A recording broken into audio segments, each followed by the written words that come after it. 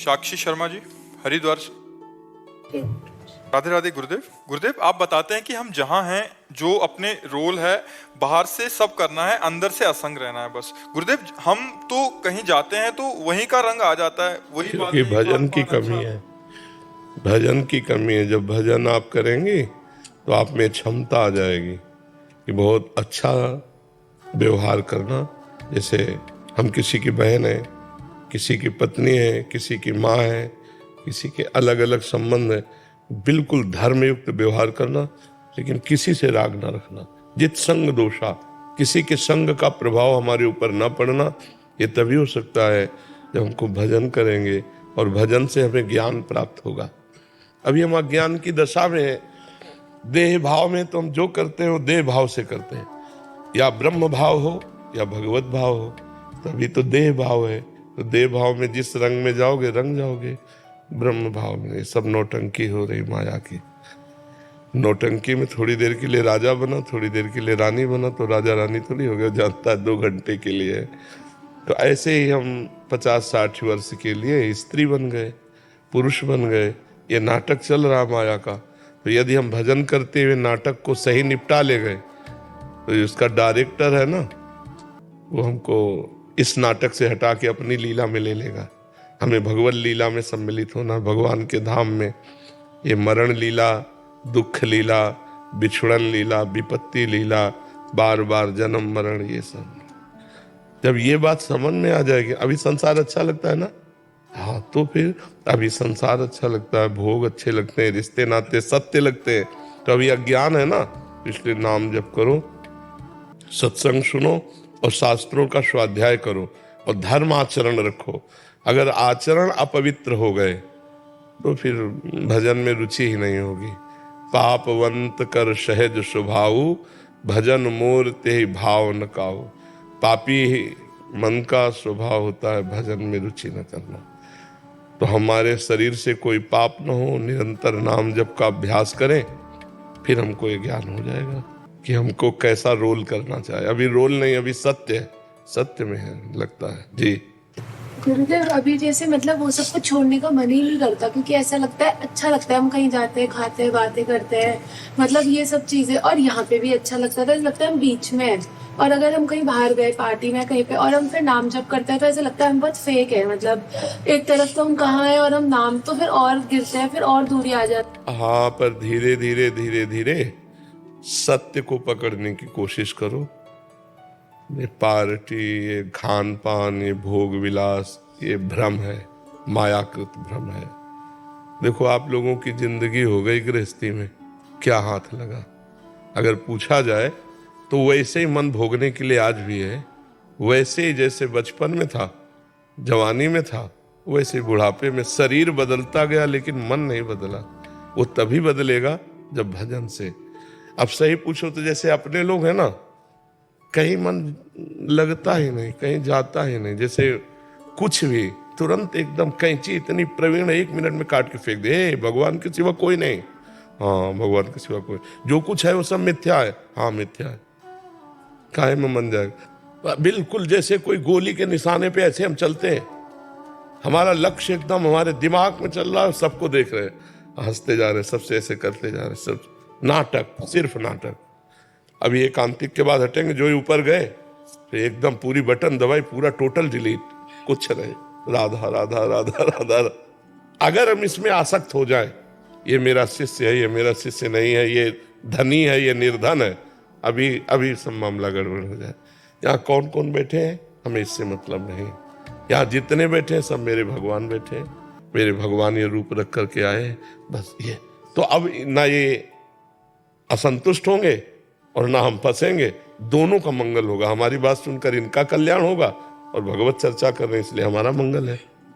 ऐसा लगता है हम आपको डिजर्व नहीं करते, क्योंकि हम पूरी तरीके से चल भी नहीं पाते। धीरे धीरे धीरे धीरे, घबराओ नहीं, अंदर से टूटे नहीं, निराश ना हो। ये बहुत बड़ा पहाड़ है, पहाड़ पे चलना। परमार्थ का मतलब होता है पहाड़ पे चलना। तो कई बार फिसल के भी गिरा जाता है, पर हिम्मत ना हारे, तो धीरे धीरे हम चल जाएंगे। बहुत अच्छे बच्चे हो जो अभी परमार्थ को समझना चाहते हो, नाम जप करो। चरित्र पर ध्यान रखना, चरित्र दूषित ना होने पावे, तो आगे निकल जाओगे। अगर चरित्र दूषित हो गया तो फिर मन ही नहीं लगेगा भगवान में, मन ही नहीं लगेगा। गोपाल जी कलकत्ता से। राधे राधे महाराज जी, आपके चरणों में कोटि कोटि नमन। गुरुदेव, हम पूज्य श्री भाई जी महाराज एवं राधा बाबा के परिकर हैं। हमें श्री राम सुखदास जी महाराज जी का भी पावन सानिध्य मिला है, मगर हमारे में विवेकपूर्ण उत्तर ना देने के कारण क्रोध जल्दी आता है, आगे मन ईश्वर साधना में विघ्न डालता है। ऐसे में उनके अगर एक वचन धारण कर लो तो सुधार हो जाए, नहीं जाए? चाहे स्वामी जी के वचन धारण कर लो, चाहे भाई जी के धारण कर लो, चाहे राधा बाबा के धारण, महापुरुषों का एक वचन महापुरुष बना देगा। कोई एक वचन धारण कर लो। उमा जे राम चरण रत विगत काम मद को निज प्रभु में देखें जगत के ऐसन करें विरोध। हम किससे विरोध करें? सब में मेरा प्रीतम रमा हुआ है, किससे विरोध करें? हम क्यों क्रोध करें? हम क्रोध करने का अधिकार नहीं रखते, क्योंकि हम क्रोधी हैं तो हम सबसे पहले दोषी तो हम ही हो गए ना। जैसे काम दोष, वैसे क्रोध, वैसे लोभ, वैसे मोह, वैसे मद, वैसे मत्सर, बड़े बड़े दोष तो हमारे अंदर। हम क्रोध दूसरे पर क्यों करें? जब हमारी योग्यता होगी कि किसी के दोष न देखें, तब सही माने में हम परमार्थ के पथिक बनेंगे। और यह योग्यता होगी जब नाम जप करेंगे। संग तो वाणियों का ही किए हो, तो क्या वाणियों में नहीं पढ़ा कि नाम जप? आप सोचो। और नाम जप कर रहे हो तो तुम्हें बोलने की कैसे मन होगी? गुस्सा होके बोलने का मन कैसे होगा? हृदय इतना शीतल होगा। छोड़ो यार, सही बात बता दी, चल दिए, मौन हो गए, मुस्कुरा दिए। क्रोध करना उचित नहीं। महापुरुषों का आश्रय लेने वाला कामी क्रोधी नहीं होता, निर्विकार चित्त होता है। सब में उसी का नूर समाया, कौन है अपना कौन पराया, तो सबको कर प्रणाम। अरे सब में वही समाया हुआ, गोरे उसके, काले उसके, पूरा पश्चिम वाले उसके, सब वही रूप बना हुआ है। जब महापुरुषों का आश्रय ले, वासुदेवा सर्वमित सा महात्मा सुदुर्लभा, सब रूपों में मेरा प्रीतम है, विविध रूपों में आया हुआ है। वो प्रतिकूलता करे, अनुकूलता, हम उसका आदर करेंगे, हम उससे नाराज नहीं होंगे। अब अपना प्रीतम न देखकर अपना बेटा देखेंगे, अपनी पत्नी देखेंगे, अपना नौकर देखेंगे तो गुस्सा आ जाएगा। तो अनुकूलता की मांग ही हमें गुस्सा दिलाती है। क्यों? गुस्सा का कारण क्या है? अनुकूलता की मांग, हमारे अनुकूल चलो। और साधक का लक्षण नहीं होता। साधक का लक्षण होता है हर परिस्थिति में समतुल रहना। अनुकूल प्रतिकूल ये संसारी पुरुषों का लक्षण होता है, समतुल रहना है साधक का लक्षण होता है। साधक का मतलब कोई भी हो सकता है। साधु, महात्मा, संत, ये लक्षणों से है, केवल वेश से नहीं है। वेश पैंट शर्ट का है, अगर साधुता के लक्षण है तो संत है वो। वेश साधु का है, साधुता के लक्षण उसमें नहीं है तो राक्षस है, वो असुर है। वो भेष, जैसे काल नेमी ने वेश रख लिया था संत का, ऐसे संत वेश में राक्षस है। और पैजामा कुर्ता साधारण वेश है, असाधारण चिंतन भगवान का, वो महात्मा है। वो सतरत सतरत सा लोकांतर्यति, वो स्वयं तर जाएगा, स्वयं तर जाएगा, लोगों को तार देगा। तो इसलिए हमें क्रोध नहीं करना चाहिए। क्यों भाई? अभिमान इतना ज्यादा चढ़ जाता है जब क्रोध आता है कि हम नीचे नहीं हो उसके सामने में। हम जो बोल रहे हैं वो क्यों नहीं मान रहा है? वो गलत बात कर रहा है, मैं उसका प्रतिरोध करता हूँ। अगर आप उसी समय सोचो, मेरे प्रभु इस रूप में आके मुझे क्रोध रहित करना चाहते हैं, तो हे नाथ आप उल्टा बोलो, मैं क्रोध नहीं करूंगा। अगर उस समय सोचो मेरी परीक्षा हो रही, मुझे पास होना है, मुझे क्रोध नहीं करना है, कितना अच्छा रहेगा। अभिमान भी नष्ट हो जाएगा और आपको गुस्सा भी नहीं है, क्योंकि आपको लगेगा भगवान इस रूप में आके परीक्षा ले रहे हैं। जब आप भगवान नहीं देखते, परीक्षा नहीं मानते, तब मानते ये आप, तो वो बात अज्ञान में है। ज्ञान में तो यही कि सब में प्रभु विराजमान, किससे नाराज हो। नाम जप करो अधिक से अधिक। नाम जप करते हो? अधिक से अधिक निरंतर अभ्यास करो। जिस दिन क्रोध आता है, जिस समय आता है, उससे 2 दिन 24 घंटा तक कम से कम लगता भगवान को ही बोलते कि अरे तू क्या कर रहा है? बिल्कुल। हम तुमसे दूर नहीं हो जाए जी। लाए तो भाई जी हमको नजदीक में आपके, जी, फिर दूर हमको क्यों आप कर रहे हैं? नहीं, भगवान तुमसे कहते हैं कि यार गुस्सा मत करो, नहीं तो हमसे दूर हो जाओगे। तुम भगवान से क्यों कहते हैं गुस्सा दिलाता है? भगवान कह रहे तू गुस्सा मत कर यार, मेरे से दूर क्यों हो रहा है? तो उनकी भी बात तो सुनो। तुम गुस्सा नहीं छोड़ सकते, भगवान को डांट सकते हो। भगवान पे भी गुस्सा करते हो? विपुल शर्मा जी राजस्थान से। श्री राधे। महाराज जी आपके चरणों में कोटि कोटि प्रणाम। महाराज जी प्रियाजू भगवान श्री हरि के प्रेम का सार है, मूर्तिमान रूप है। तो जब साधक हरि प्रेम पाने की लालसा से साधन भजन करता है, हरि भक्ति करता है, क्या असल में वो अप्रत्यक्ष रूप में श्री राधा रानी की प्रियता पाने की इच्छा करता है? क्या हरि प्रेम के लिए हरि नाम का जप करना, राधा रानी को पुकारना है? जीवन मात्र का अंतिम व प्रथम ध्येय भगवत प्रेम स्वरूपा श्री लाडली जू ही है क्या? जाकी रही भावना जैसी, प्रभु मूरति देखी तिन तैसी। भगवान के विविध अवतार हैं, विविध रूप हैं, विविध लीला है, विविध प्रेम की स्थितियां हैं। जैसे श्री कृष्ण दासत्व से जो युक्त है, तो उसका दासत्व का प्रेम ही श्री जी है। श्री कृष्ण सखा भाव से स्थित है, उसका सख्य प्रेम ही श्री जी है, समझना होगा। कांता भाव से युक्त है, तो उसका पति भाव ही श्री जी है, वो अपने भाव से जुड़ा हुआ है। जब नवनिवृत्त निकुंज की बात करते हैं तब अलग खेल हो जाता है। ऐसा नहीं कि सबको ऐसा ही करना पड़ेगा, नहीं, अपने आचार्य पद्धति के अनुसार चलेगा तो प्रेम स्वरूपा प्रभु को प्राप्त कर लेगा। हरि और राधा दो नहीं है, कहने को दो हैं, देखने को दो हैं, एक ही है। तो जब हम श्री कृष्ण के दासत्व से युक्त होते हैं तो श्री राधा का जो स्वरूप प्रेम है वो हमारे हृदय में दासत्व भाव से आ जाएगा, वही प्रेम आ जाएगा। वो राधा रूप से नहीं आएगा, वो दासत्व रूप से आएगा, सख्य में सख्य रूप से आएगा, वात्सल्य में वात्सल्य रूप से आएगा, कांता में कांता रूप से आएगा, सहचरी भाव में फिर प्रधान राधा रूप आ जाएगा। और जो चरम सीमा का प्रेमी होता है, भगवान क्रम बाई क्रम उसे उठाते हुए राधा किशोरी के चरणों में भेज ही देते हैं। जैसे अपने लोग जानते ही नहीं थे कि राधा प्रेम क्या है, भगवान ने, महादेव जी ने हरि के पास भेजा, हरि ने किशोरी जी के पास भेजा, वो क्रम है, वो ऐसे भेज देते हैं। अंतिम प्रेम की परिणति राधा किशोरी जी ही है, जो वृंदावनाधीश्वरी हैं। इनके चरणों की उपासना से महामाधुर्य रस की प्राप्ति होती है। सब रसों के ऊपर विराजमान रस है जो श्रृंगार रस, श्रृंगार का भी माधुर्य रस, माधुर्य का भी महामाधुर्य रस श्री प्रिया जो है जी। नमी जैन जी पंजाब से। राधे राधे महाराज जी। राधे राधे महाराज जी। गुरुदेव आपके चरणों में वंदन।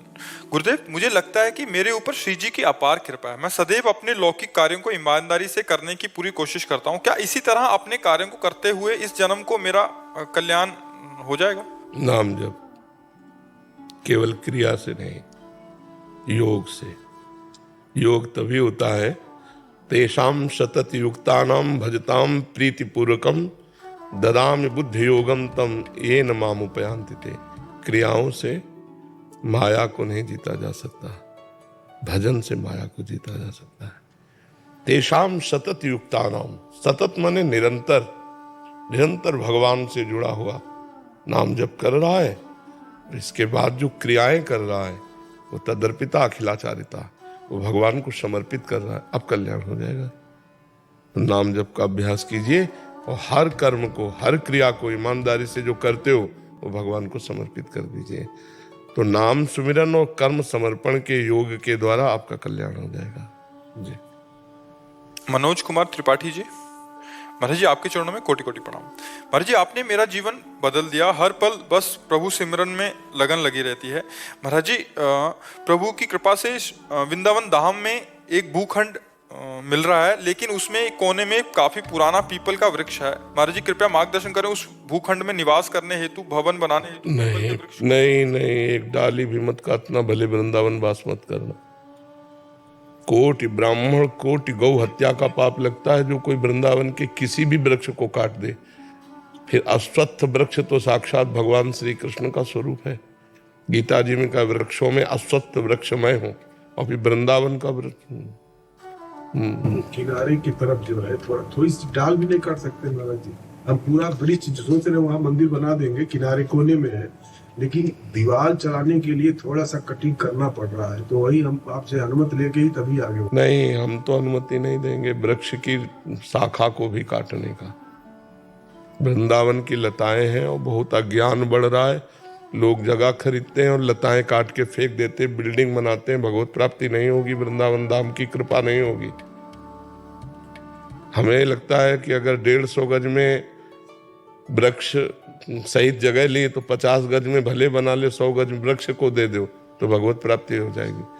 तुम हट जाओ, डाल मत काटो, छोटा कर लो भाई, अपनी डिजाइन कम कर लो, उसकी डिजाइन मत कम करो, उनकी शाखाओं को मत काटो, अपनी डिजाइन कम कर लो।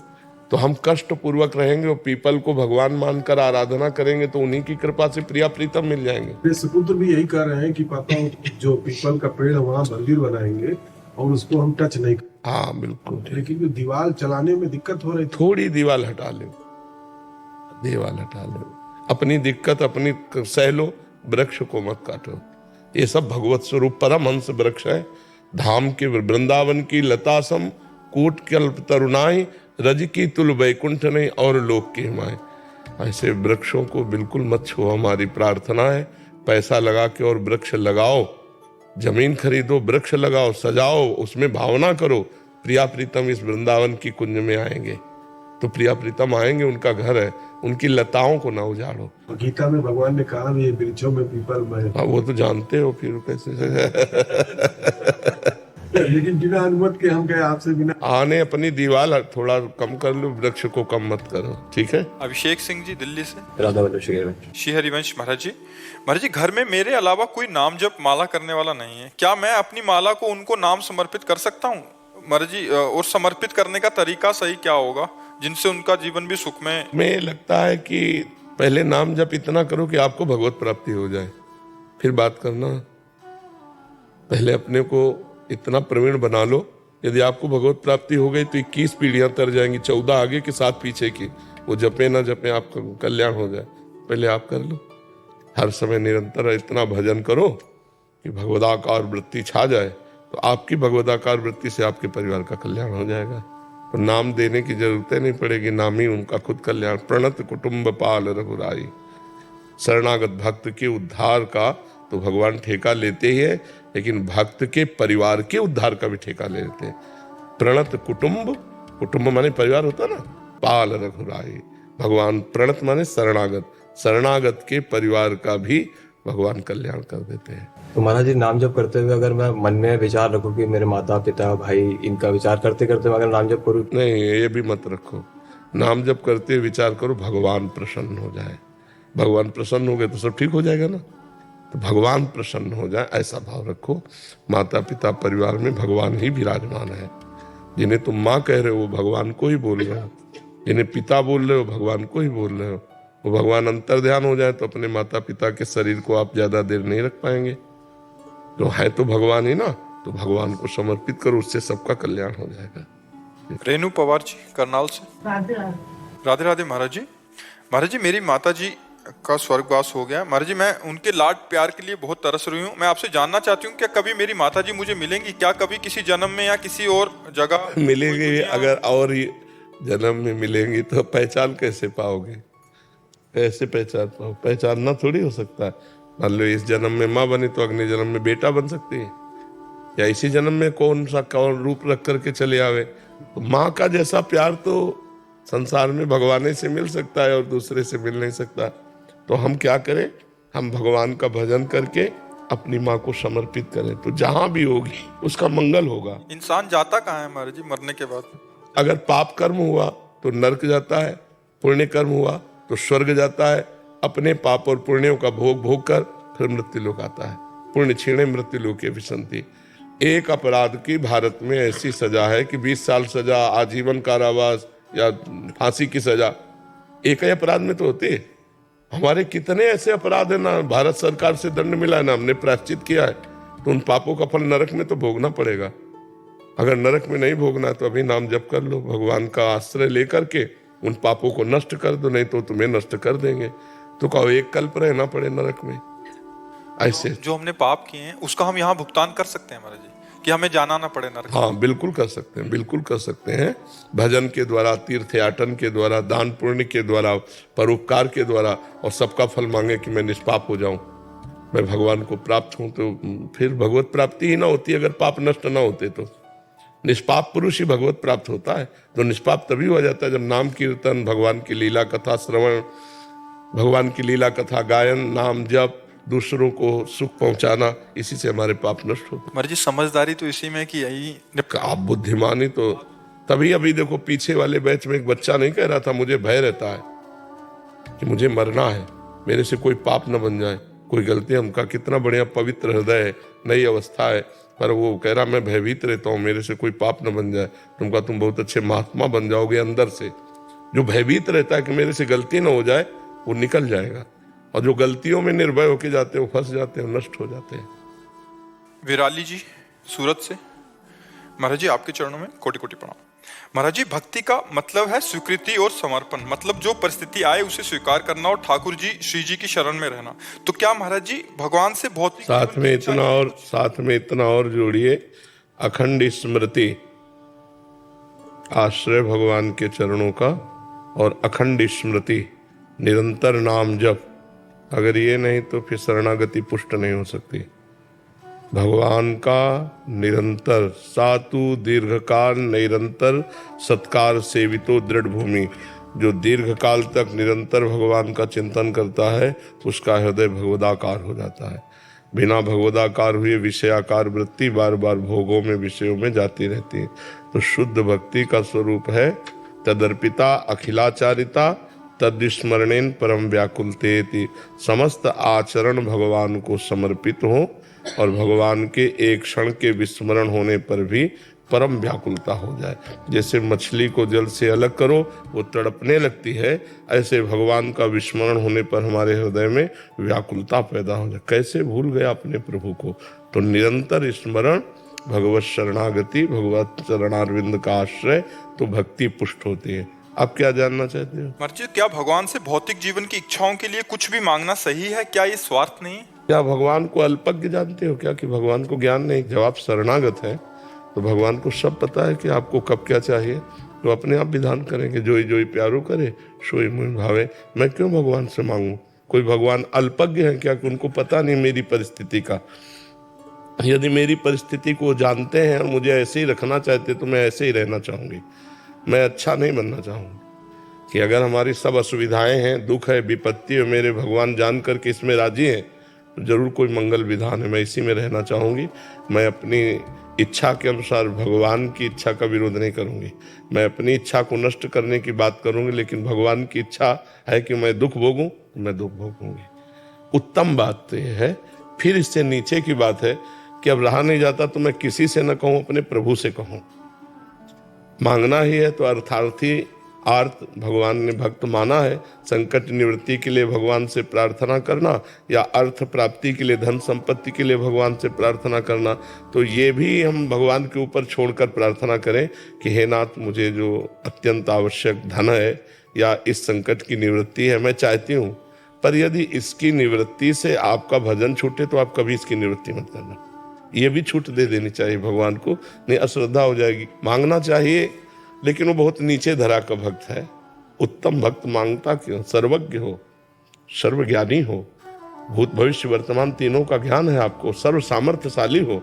आपको जैसा मन हो वैसा आप मुझे चलाओ, मैं आपसे कुछ नहीं कहूंगा, बस आपका सुमिरन करूंगा, आपकी शरण में रहूंगा। तो भगवान ने एक वादा किया है गीता में, अनन्यस चिंतयन्तो माम ये जनाः परिपासते तेषाम नित्याभियुक्तानाम योगक्षेमम वहाम्यहम्। जो मेरा अनन्य चिंतन करता है उसके ये योगक्षेम की जिम्मेवारी मैं लेता हूँ। प्राप्ति की रक्षा और अप्राप्ति की प्राप्ति।